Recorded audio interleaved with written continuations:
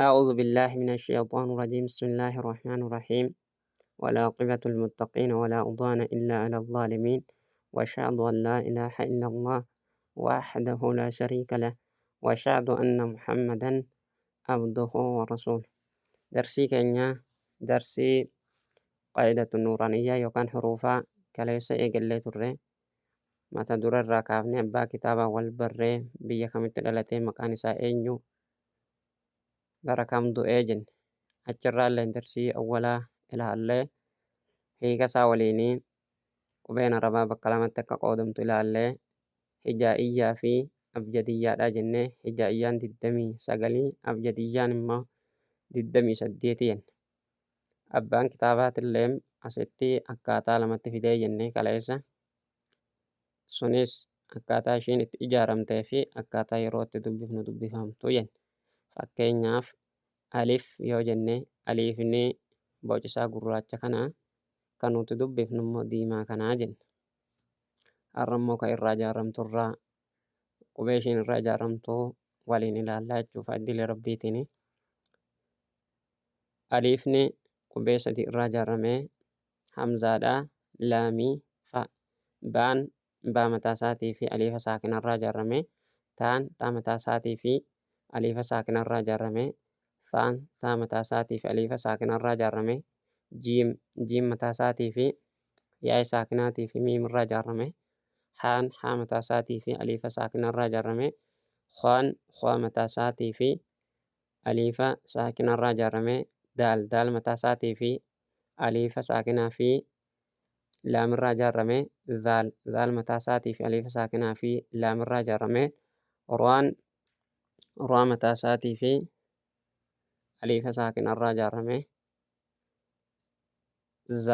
zaa mataa isaatii fi aliifa saakina irraa ijaaramee siin mataa isaatii fi yaa'ii saakinaatii fi nuun irraa ijaaramee shiin mataa isaatii fi yaa'ii saakinaatii fi nuun irraa ijaaramee swaad mataa isaatii fi aliifa saakinaa fi daal irraa ijaaramee bu'aad mataa isaatii fi aliifa saakinaa fi daal irraa ijaaramee xwaa mataa isaatii fi aliifa saakina irraa ijaaramee zwaa mataa isaatii fi aliifa saakina irraa ijaaramee ayin mataa isaatii fi yaa'ii saakinaatii fi nuun irraa ijaaramee ghayin mataa isaatii fi yaa'ii saakinaatii fi nuun irraa ijaaramee faan mataa isaatii fi aliif saakina irraa ijaaramee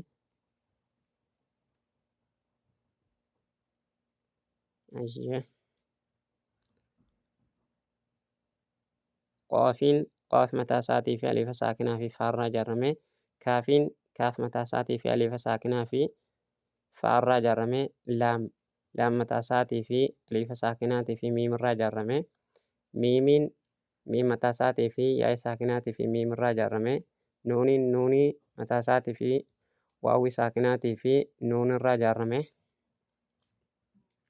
waawu mataa isaatii fi aliifa saakinaa fi waawii irraa ijaaramee haa mataa isaatii fi aliifa saakina irraa ijaaramee hamzaan haa guddaa yookaan haa marbuuxaa kan jedhanii fi miimii fi zaadha taa'ee marbuuxa irraa ijaaramee jechuudha.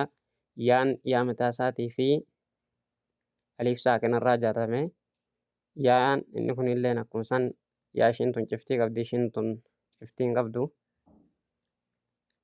Yaa inni kun illee yaa mataa isaatii fi aliifa saakina irraa ijaaramee jedhanii achirraa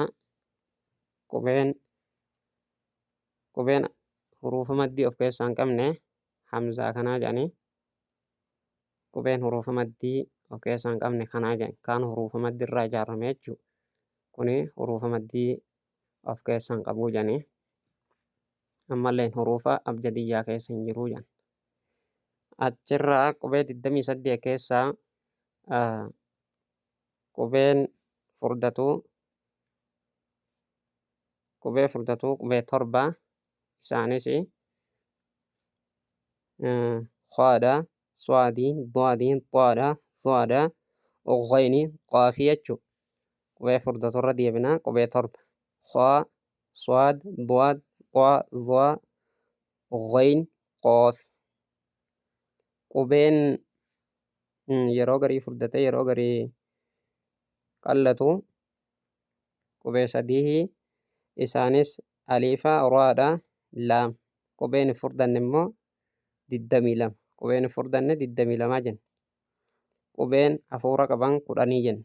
Qubeen hafuura qabanii kana keessaa qubee 10 isaanis taa, saa, haa, xaa, siin, shiin, swaad, faa, kaaf, haa.